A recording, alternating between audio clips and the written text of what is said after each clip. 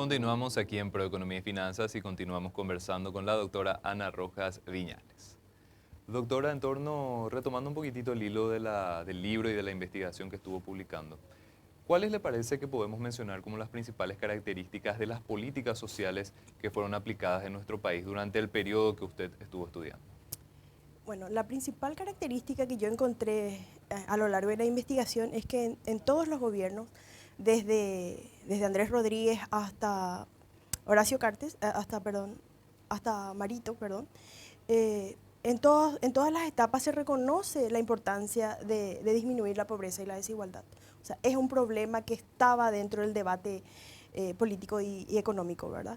Sin embargo, las medidas que se tomaron no distan tanto unas de otras. Solamente, como te mencioné al principio, los gobiernos de Nicanor y luego el de Lugo fueron los que se arriesgaron más a la hora de implementar innovaciones en cuanto a la política social, ¿verdad? Los resultados que podemos encontrar de estos dos gobiernos es que sí hay efectos redistributivos en los programas de Coponay y la pensión de adultos mayores. Sin embargo, estos dos programas no pueden solucionar el problema de la pobreza porque la pobreza al final es la consecuencia de un sistema productivo que crece, ¿verdad?, pero que excluye. Y además, el objetivo de estos programas no es cambiar la estructura productiva de nuestro país, sino que atender cuestiones específicas como son la pobreza y la desigualdad, ¿verdad?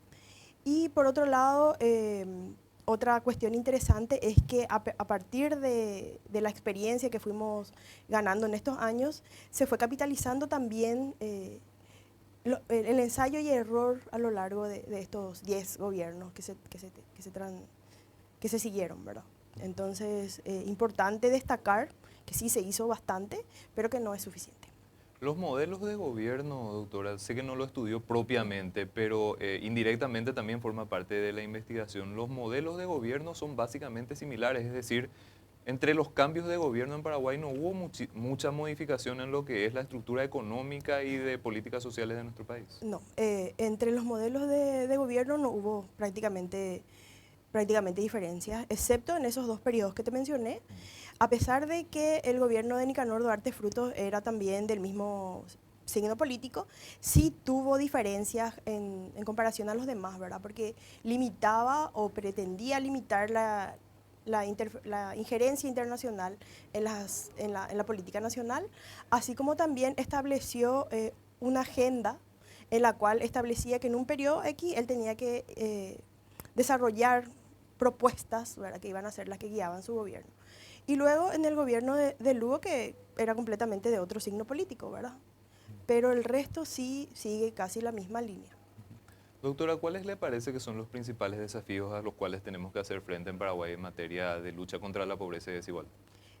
Uno de los principales, y que hasta puede parecer repetitivo, ¿verdad?, es el tema de la reforma agraria, que es un tema fundamental, ya que nuestra estructura productiva se basa en el problema de la tierra. Una de las principales características de ese problema es que Paraguay tiene el índice de propiedad de la tierra más alto de América Latina y el segundo del mundo. Entonces, uno es la reforma agraria, dos, la diversificación de la producción, eh, promover aún más la participación de la agricultura familiar campesina, ¿verdad? Evitar que la agroindustria acapare todo nuestra producción, así como también la generación de trabajo decente, de servicios y la participación de la mujer en mejores condiciones. Eso tiene que ver también con lo que mencionábamos en el bloque anterior, doctora, de la informalidad, en la medida en la que Paraguay ofrezca incentivos para la formalidad y bueno, también se lleguen a los castigos en situaciones de necesidad, ¿verdad? Pero yo creo más en los incentivos. En la medida en la que esto se vaya también generando en nuestro país, la lucha o el avance hacia la formalidad también va a ir generando resultados positivos en materia de pobreza. Sí, porque a la par que una persona participa del mercado formal, perdón, cuenta con seguridad social, por ejemplo. Entonces, cuando exista una crisis o un shock, como por ejemplo una enfermedad crónica o un accidente inesperado, las personas o las familias que no se encuentran o que no se sostienen en el mercado formal entran en un periodo de pobreza y de vulnerabilidad mucho más acentuado. Es decir, que las principales causas de que una familia caiga en pobreza es, por ejemplo, la salud, ¿verdad? Entonces, si una familia o una persona trabaja en el mercado formal, cuenta con una red que le puede sostener por lo menos un tiempo, ¿verdad? Entonces, eso. Y la participación de la mujer es fundamental. Entonces, a mí me parece que una de las políticas sociales interesantes que se están trabajando ahora es la Política Nacional de Cuidado, que reconoce el rol de la mujer y también el aporte del trabajo no remunerado a la economía.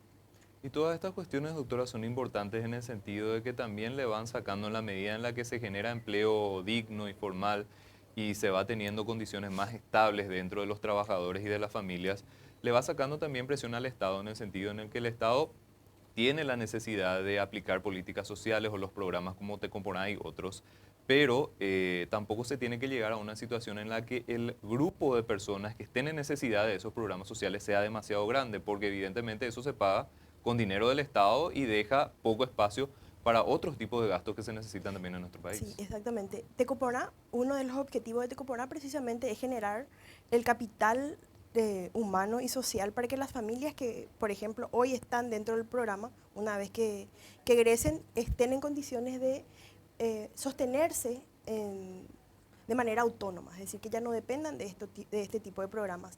Es decir, que hablar del éxito del programa Tecopona es que, por ejemplo, disminuya la cantidad de familias que dependen de Tecopona porque ya están en condiciones de sostenerse de manera autónoma, generar sus propios ingresos, vivir en mejores condiciones y quizá ser beneficiarios o destinatarios de otro tipo de programas, ya no aquellos que sean de subsistencia, como son Tecopona y la pensión a adultos mayores. Doctora, cuando hablamos de la diversificación de la producción nacional, ¿hay algún punto, segmento, sector en específico que de repente usted considere de que es o que tiene mayor potencialidad para ayudar en esta lucha contra la desigualdad y pobreza? Yo pienso que son dos. Eh, por un lado, la industrialización de nuestros productos.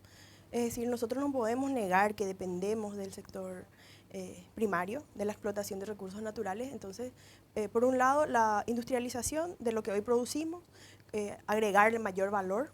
Y por otro lado, los servicios.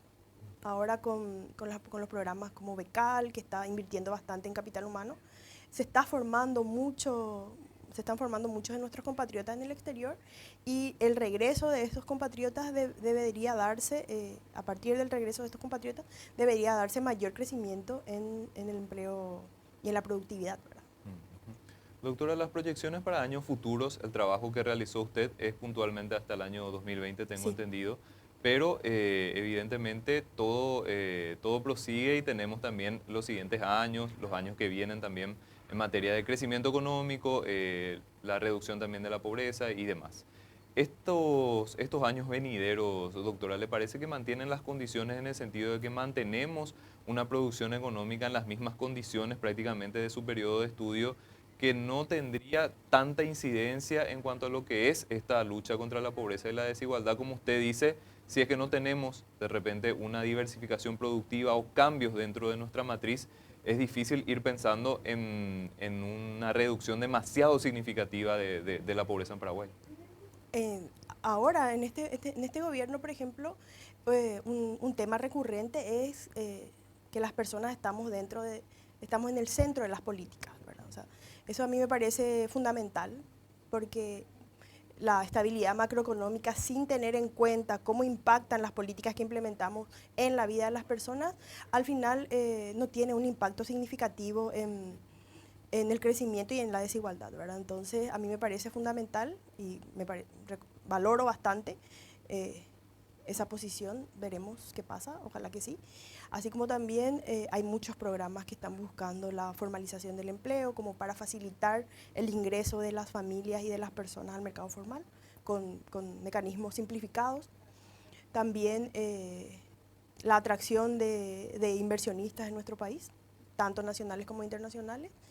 Y también se está apostando mucho acerca de la industrialización, ¿verdad?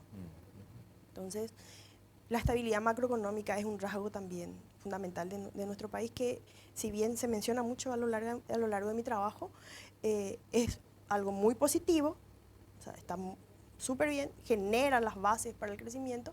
Sin embargo, tendríamos que replantearnos qué tipo de políticas sociales estamos diseñando, ¿verdad? No, no deberíamos pensar solo en lo macro, sino también en lo micro. Doctora, las personas que estén interesadas en su trabajo tienen la posibilidad de contactarla a usted o de ver la publicación en algún lugar Sí, específico. el libro es un trabajo, es digital, ¿verdad? Todavía no lo imprimí, pero está disponible en una editorial Iberoamérica Social.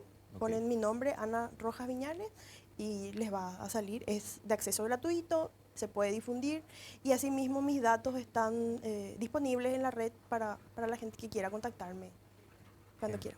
Genial. Doctora, nosotros le agradecemos muchísimo su tiempo y su análisis. Creo que este tema de la pobreza y desigualdad en Paraguay es un tema crucial. En la medida en la que nuestro país no avance en la lucha contra estas situaciones, creo que prácticamente ese crecimiento económico y esa estabilidad macroeconómica que siempre comentamos no tiene mucho sentido. Tendríamos que ser un país que crece y que también reduce la desigualdad. Entonces, investigaciones como la suya nos parecen demasiado relevantes. Esperamos contar con su participación nuevamente en este Muchas espacio. gracias, Eduardo. Estoy a las órdenes cuando quieran invitarme de nuevo para otros análisis también. Muchísimas gracias.